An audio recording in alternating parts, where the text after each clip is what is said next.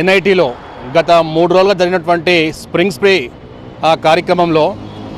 అది అందరి దృష్టిని అనేక రాష్ట్రాల నుంచి భారతదేశ వ్యాప్తంగా అనేక రాష్ట్రాల నుంచి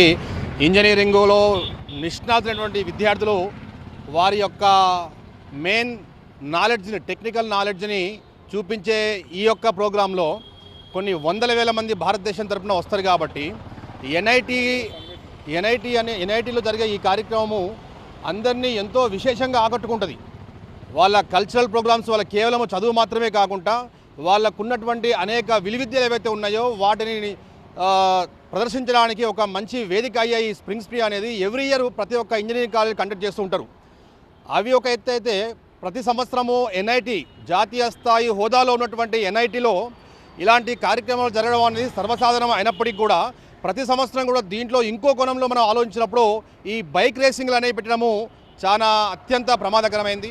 ఎందుకంటే అనేక గవర్నమెంట్లు life safety, road safety is the life safety అనే కాన్సెప్ట్తో ముందుకు పోతున్నప్పుడు మరియు అనేక యాక్సిడెంట్లు అయ్యి మెయిన్ విఐపీస్ యొక్క పిల్లలు కూడా చనిపోయినప్పుడు సాక్షాత్తు వాళ్ళే వచ్చి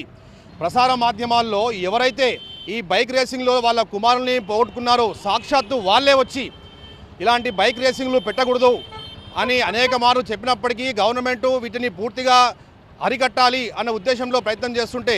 మరి జాతీయ స్థాయిలో మంచి రెప్యూటెడ్ ఉన్నటువంటి ఎన్ఐటీ లాంటి విద్యా సంస్థలు ఈ స్ప్రింగ్ స్ప్రే పేరు మీద అనేక కార్యక్రమాలు చేస్తున్నప్పటికీ కూడా ఈ యొక్క బైక్ రేసింగ్ అనేది నేను నిన్న ముగింపు కార్యక్రమంలో బైక్ రేసింగ్ అనేది నిప్పులపై